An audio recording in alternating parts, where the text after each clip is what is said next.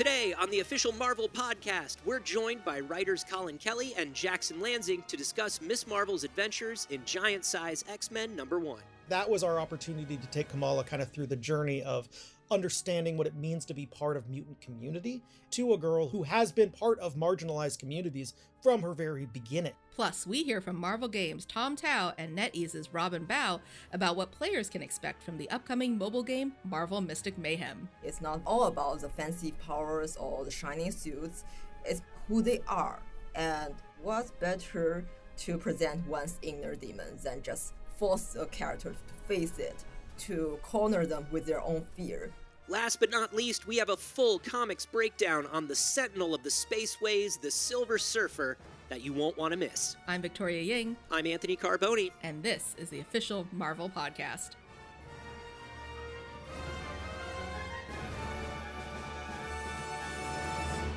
This year marks the 50th anniversary of a landmark X-Men comic book issue, Giant Size X-Men #1, written by Len Wein and illustrated by Dave Cockrum. The comic follows the X-Men Cyclops, Marvel Girl, Polaris, Havoc, Iceman, and Angel as they search for a new mutant on an island called Krakoa. But what they don't realize at first is that the mystery mutant isn't actually on the island, but is the actual island itself. And when everyone but Cyclops is taken out, it's up to him and a new batch of X-Men. Wolverine, Storm, Colossus, Nightcrawler, Banshee, Thunderbird, and Sunfire to defeat Krakoa and save the OG team. It's a classic, if not the classic, X-Men story. And to celebrate, Marvel Comics is re-releasing an all-new Giant Size X-Men #1, featuring Miss Marvel as she revisits the classic tale. And if you're thinking to yourself, wait, Miss Marvel? What's she doing there? She wasn't in that story. You're right. This Giant Size X-Men story features some classic time travel shenanigans as Miss Marvel not only revisits milestone X-Men stories, but also learns what it means to be a mutant. And to help explain, we're joined by friend and fellow official Marvel podcast host Evan Narciss as he breaks down this anniversary special with the writers Collin Kelly and Jackson Lanzing. Let's listen.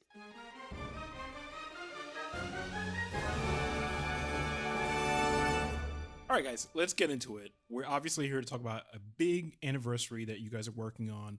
Let's begin by talking about your relationship to the original 1975 Giant Size X-Men #1.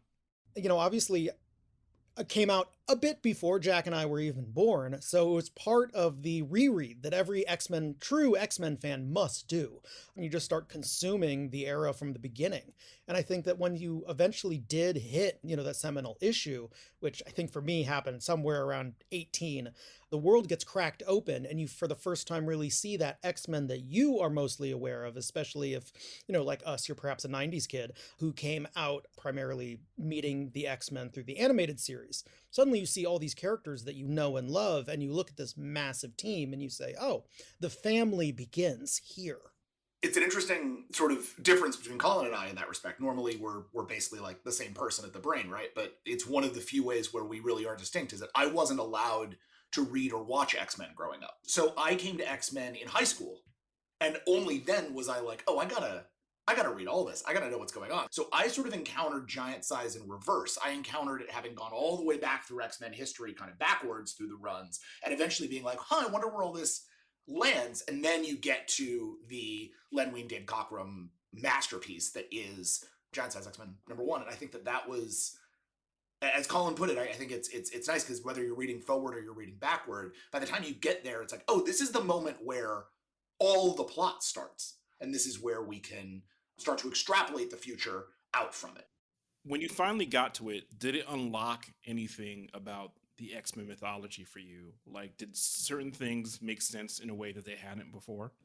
Yeah. I mean, I think for me, the two big things that I really hold on to about that issue are Scott's responsibility for the team. Right. That's right, because Scott Summers, aka Cyclops, is leading the X-Men at this time. Mm-hmm. If we just look at the face value text, the original X-Men team goes to Krakoa thinking that they're saving a mutant. They find some kind of mutant signal on this island in the South Pacific called Krakoa.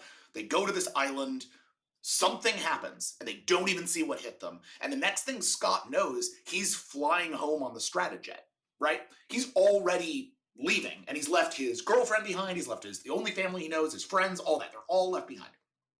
And he gets back to the mansion and basically goes like hardcore mission focus on, all right, now I'm going to turn this new group of mutants that are basically like the B team, I'm going to turn them into something and we're going to go save somebody.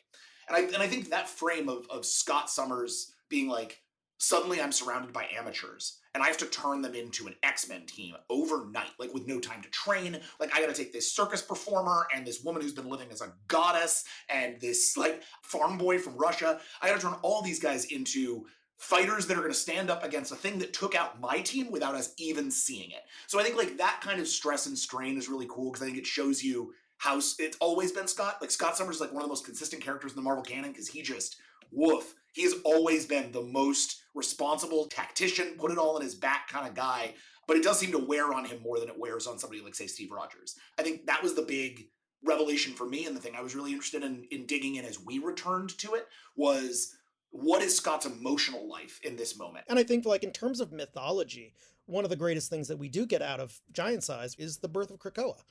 Here we see an entire age of X-Men born here, pulled from, you know, the mutant that walks like a man, right? The monster that walks like an island.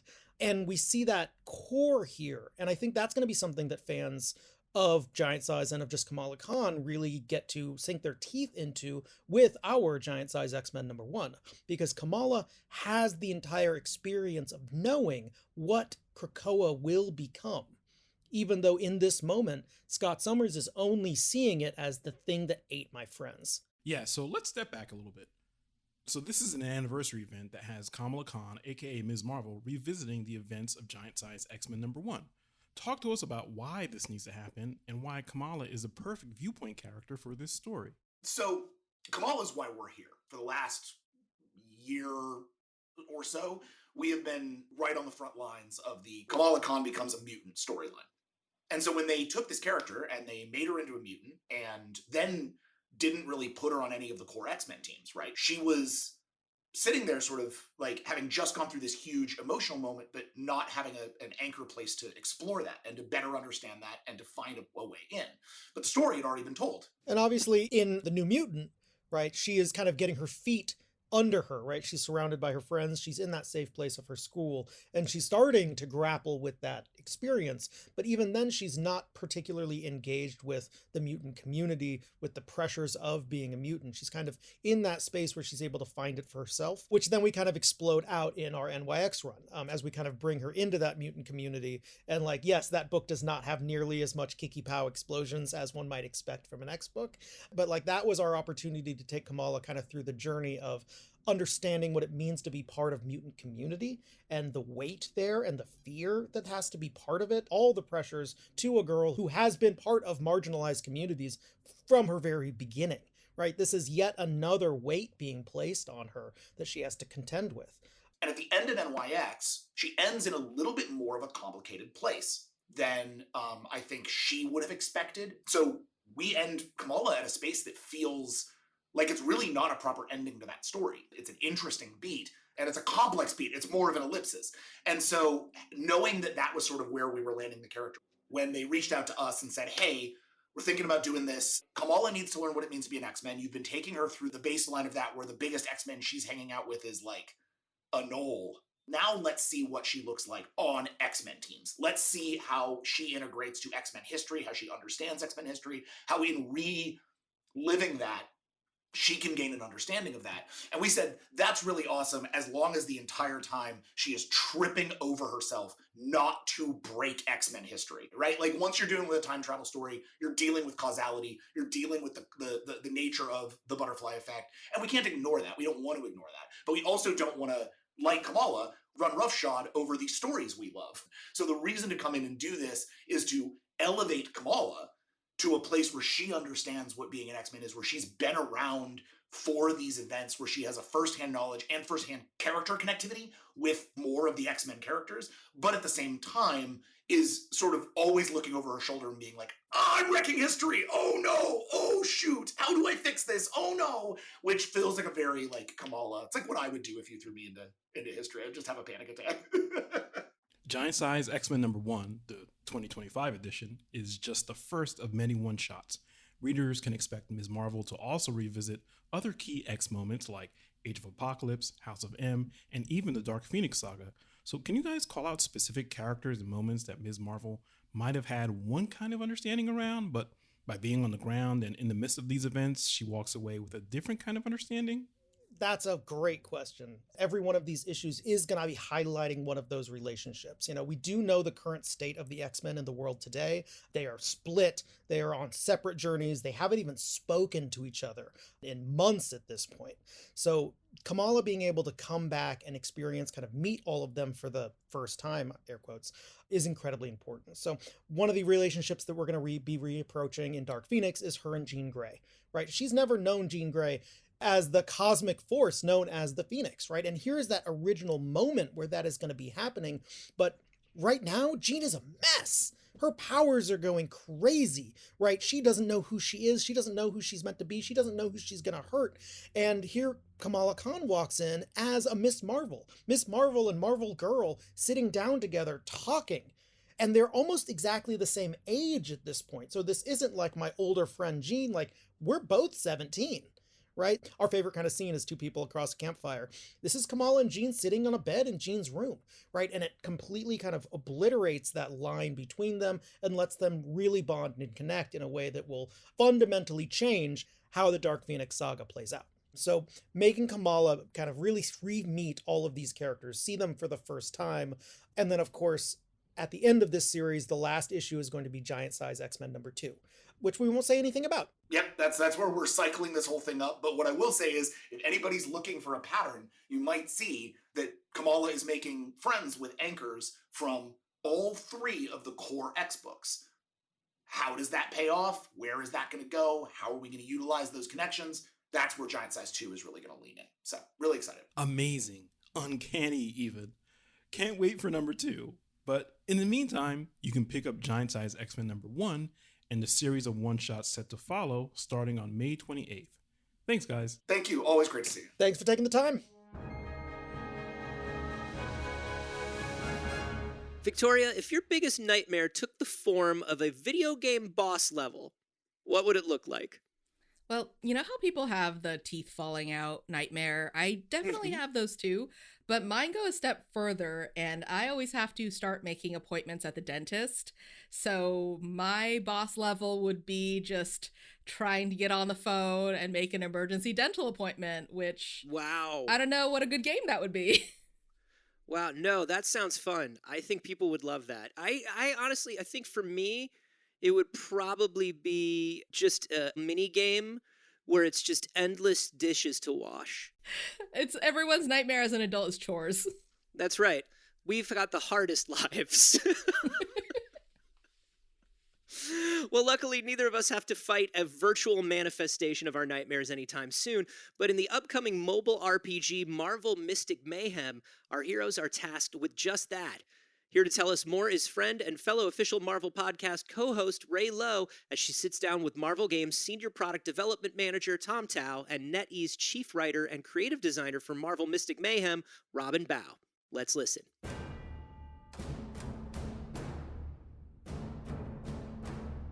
I'm joined by Tom Tao and Robin Bao. Thank you guys so much for chatting with us. Can you introduce yourselves to our listeners and tell them what you do? I'm Tom Tao.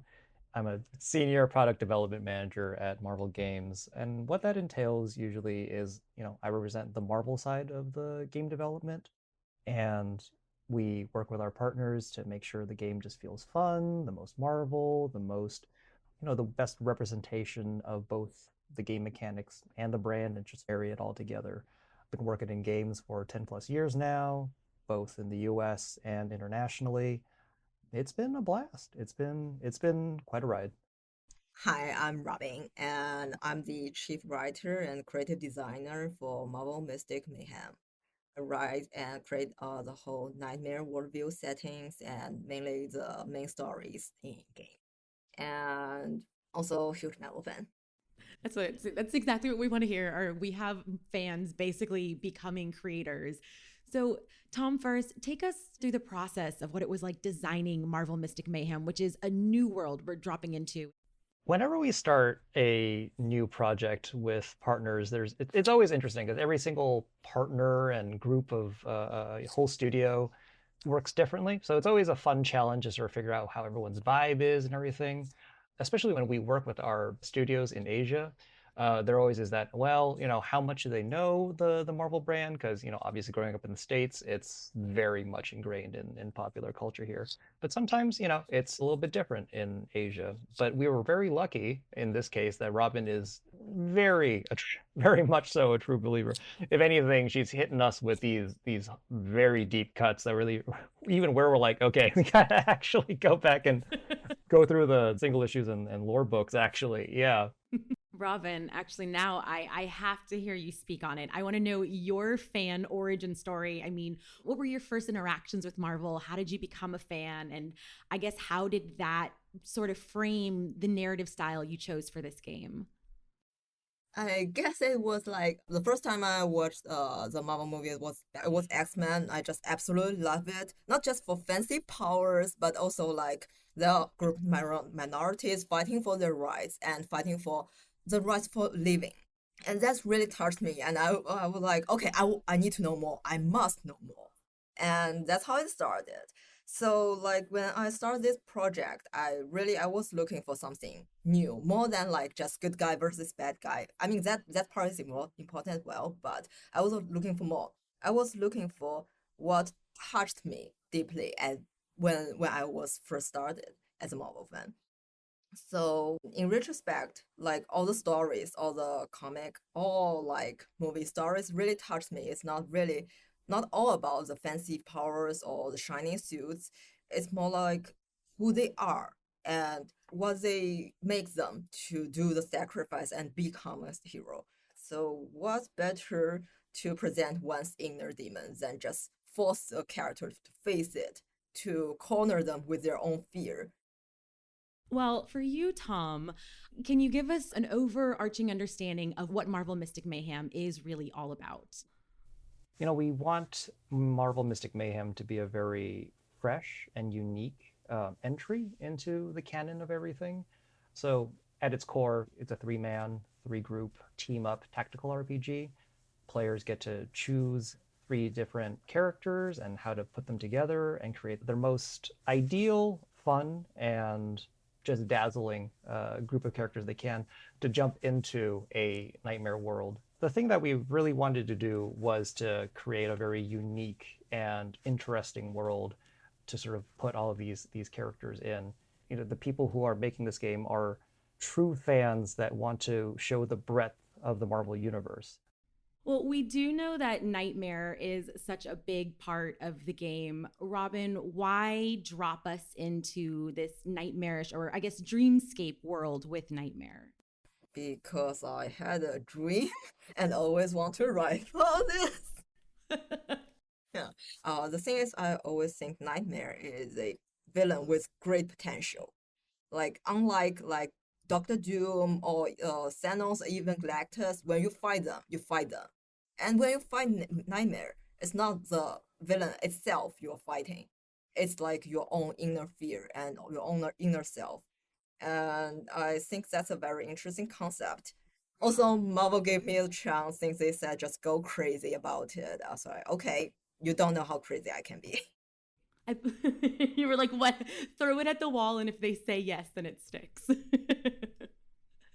Well, the visual style of this game really does, match that dark inner psyche idea. It's so unique and interesting.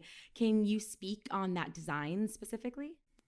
Actually, I can because I talked to our chief artist a lot. So our chief artist himself, he's huge manga fan.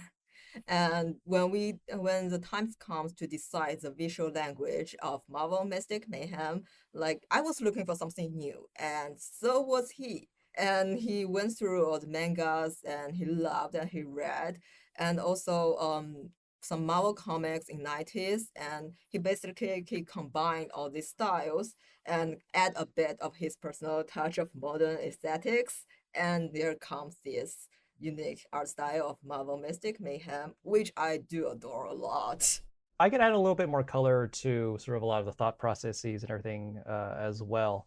So starting with that idea that we wanted to create a very new and unique look into the Marvel Universe, lots of considerations, like what's a villain we haven't seen in a while, what's an aesthetic, what's a conceit that we haven't really explored all that much. And yeah, no, Robin just came to us one day, I guess after her dream.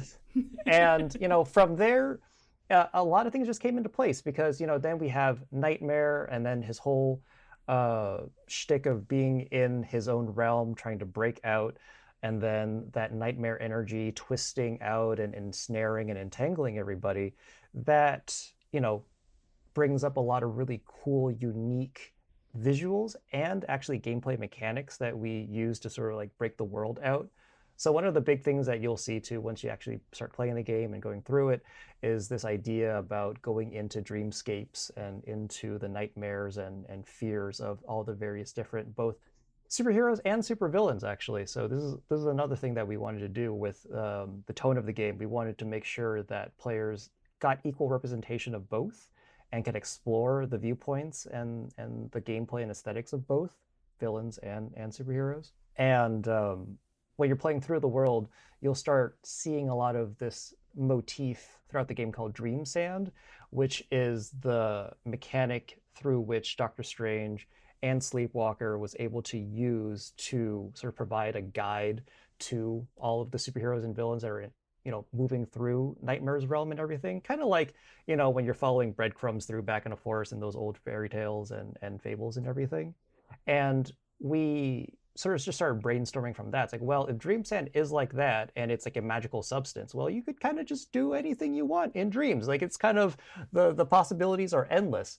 And from there, we felt like we got a lot of cool creative license to really take liberties with the character designs and everything. So like, okay, if these characters are inhabiting this nightmare world and they've defeated their fears and gained the powers from their defeated fears and nightmares, what does that mean for their design? How can we twist it, in a way to really show characters in a new light and subvert expectations from players? Yeah, I did want to ask a little bit about, I guess, the game mechanics, but moreover, the actions that you get to take as players as a hero within this game. You want to kind of give us a little bit of insight into what the actual turn actions might be and what kind of, I suppose, powers you can tap into with your heroes? What we always came back to is like what actually felt fun, and then we start tugging at that string to get to where we are today. And that string was we wanted to see our characters do really cool things and sort of react in real time to sort of nightmare situations. But yeah, at its heart, it's about quick decision making, see your superheroes and supervillains, just see them kick butt and take down terrifying nightmare constructs. And then, of course, when they take in that power, how does it change the world around them? How does it change their design? And how it eventually will affect different forms of gameplay that we're always going to try to develop and expand the game with. It's really exciting to bring this to fans. So what are you most excited for other Marvel fans and maybe new Marvel fans to experience and learn and take away from this game? What I'm most excited about, and the game does hit you with it right at the top, are these giant crazy boss battles. And I think that's where a lot of the creativity from the team has really got into. My personally most excited part is definitely the comics. I mean, can't take all the credit for stories because I have a writing team and also I have this amazing artist. Again, fantastic artist. If you had watched our trailer and love the motion comics, you will get way more in this game. And there's just amazing panels, and I do enjoy like brainstorming the stories and make the artist's life way harder with all the script I wrote. But like when sometimes I feel like, am I going too far? Can you guys really draw this out? They will just throw me this crazy awesome artwork and prove I was wrong, and it was great. Like all hail to our artists.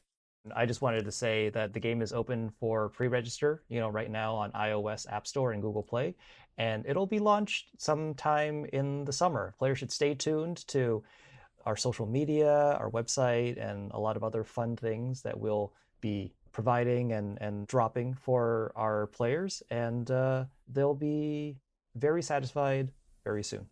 It is so crazy, the beauty in every scene that we have here. And if you are a Marvel Comics or a Marvel Animation fan, I swear you're going to love this. That's me waxing poetic, but I mean it. Well, Robin, thank you. Tom, thank you so much. Yeah, thank you so much for having us.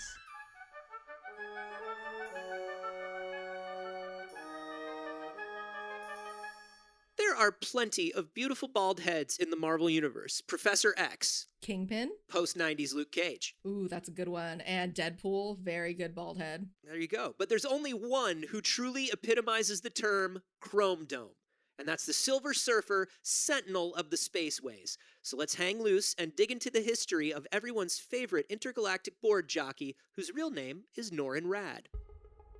Norrin grows up on the planet Zen-La, where over the course of centuries, the people have eliminated disease, crime, poverty, hunger. The place is basically a utopia.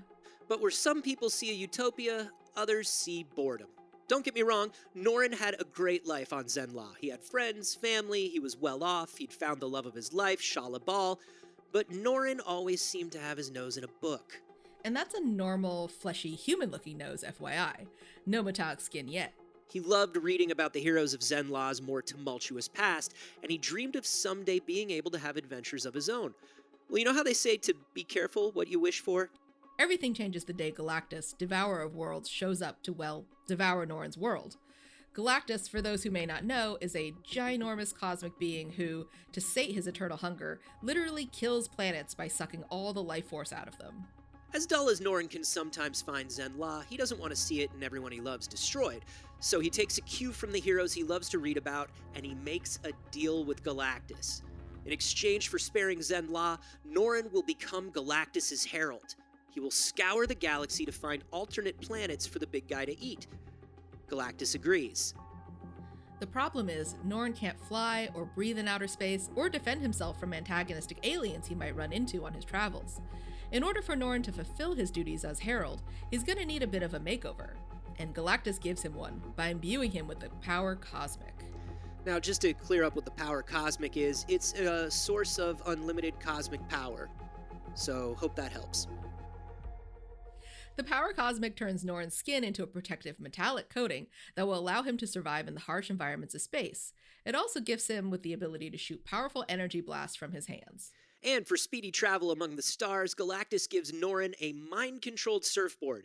And if you're thinking that's an odd choice for interstellar transport, just remember the guy's last name is Radd. He was basically not going to get anything other than a surfboard. Exactly. So now Norrin Radd is the Silver Surfer, and in his early days as a herald, he makes a point of seeking out uninhabited planets for Galactus to munch on. But the ones full of living beings are just so much tastier and way more filling.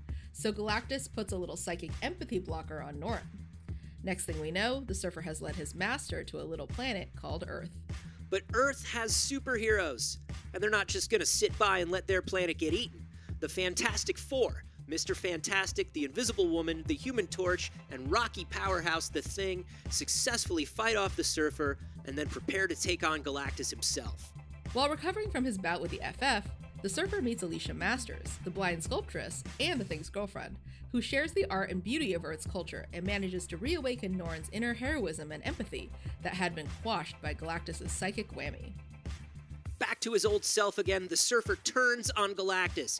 He fights off his boss long enough for the Fantastic Four to get their hands on the ultimate nullifier, a weapon powerful enough to frighten even Galactus. So Galactus backs off, but punishes his traitorous herald by surrounding Earth with an energy barrier specifically designed to prevent Norrin from ever leaving the planet.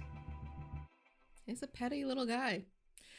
Thus begins the Silver Surfer's mopey years. He wanders around Earth trying to figure out what to do with his life.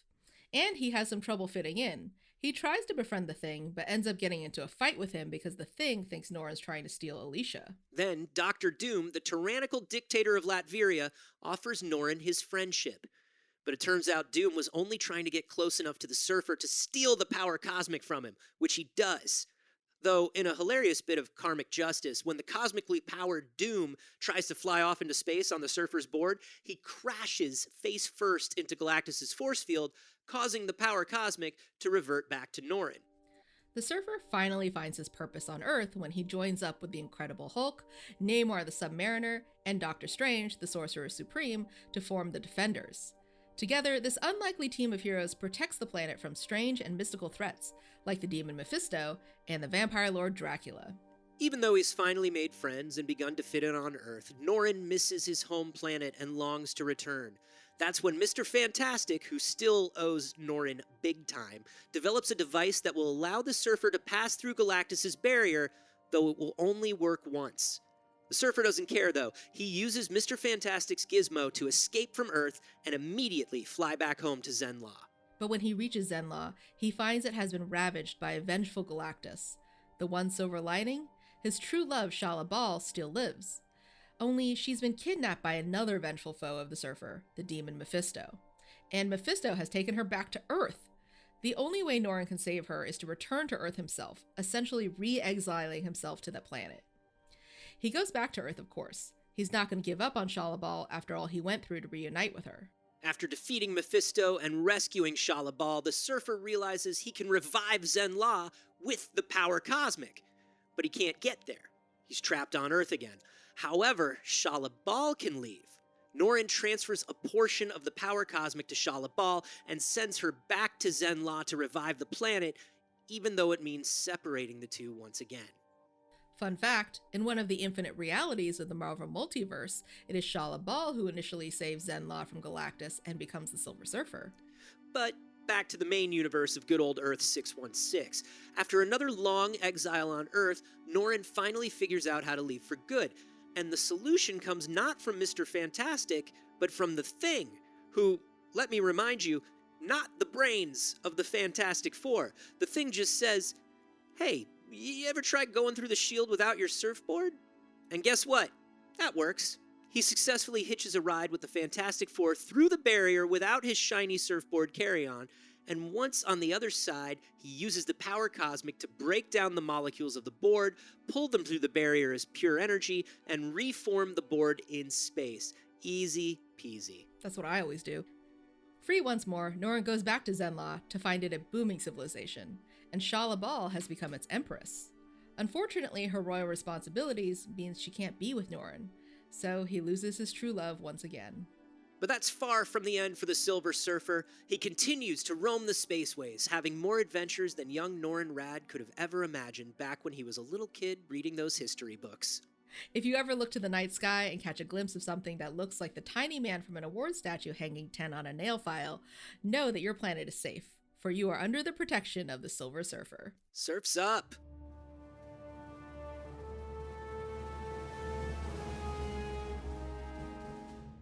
While many know the evil sentient robot Ultron from his appearance in the Marvel Studios film Avengers Age of Ultron, his first appearance in the comics took place decades prior. In fact, 57 years ago today, Ultron appeared within the pages of Avengers number 55.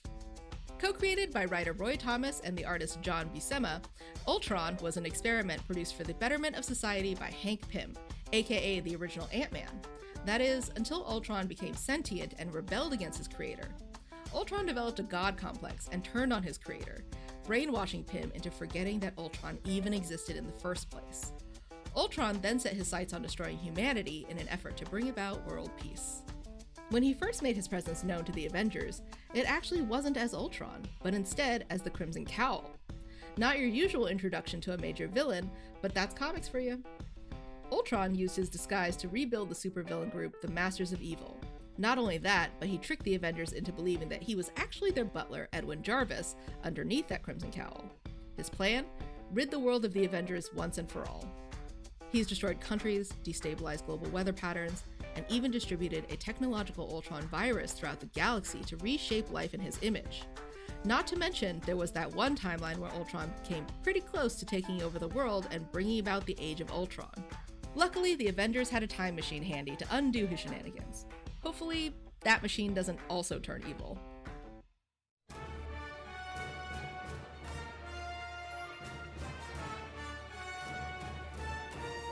Next week on the official Marvel podcast, we turn to Marvel Television's Ironheart as we hear from Chinaka Hodge, head writer and executive producer. We get to open up a whole lot of new characters and a whole lot of new storytelling in the MCU that no one else has been able to touch before.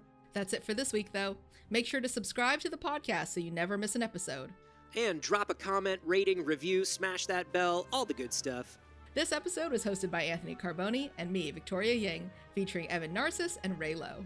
Our producers are Jasmine Estrada and Anita Flores. Additional writing by Christopher Healy.